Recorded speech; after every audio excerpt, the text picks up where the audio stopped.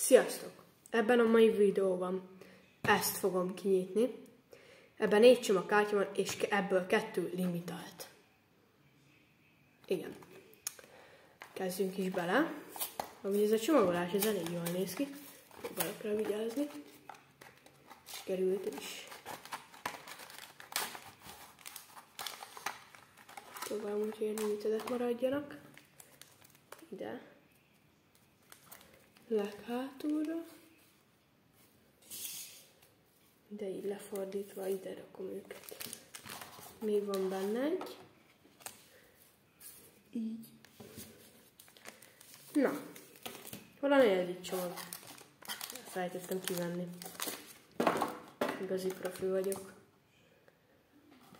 Fordítva rakom. Jó.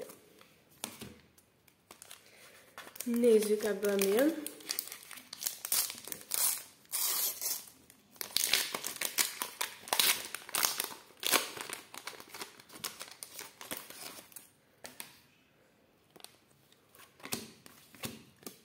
Hát egy Double Trouble, és ennyi lényegében.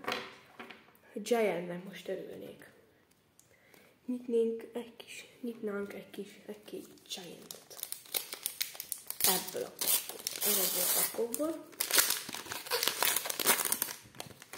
Na, ott csillog valami. Na. Aztán Top Master. Invincible! Úristen! Na ez, gyerekek! Na ez! Oblak, Van Dijk, Verratti és Lewandowski. Ezt hátra is pattintjuk. Azt a mekkora nyitás. Fans favorite. Fú, gyerekek, ez a pak. Na, ha ebből a dobozból jön még egy. Gyerekek. Na, ez jó nyitás volt.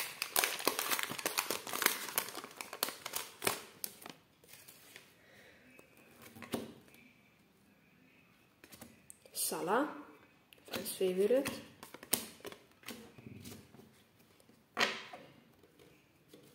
Ja, tényleg még itt van a 2 limitedünk is. Azokat se felejtsük azért el.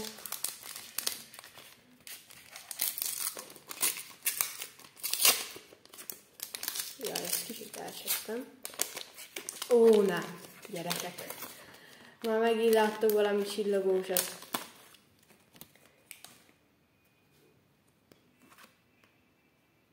Titán.